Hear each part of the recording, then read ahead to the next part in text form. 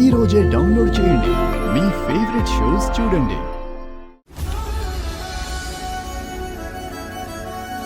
గాజులు తెప్పించావా? శరణ్యకి మట్టి గాజులంటే చాలా ఇష్టం. నాకు మట్టి గాజులంటే చాలా ఇష్టం. నా కోడళ్ళు ఇద్దరికి తెప్పించాను. నాన్న దర్శన్, నువ్వు శరణ్యకి గాజులు తొడుగు.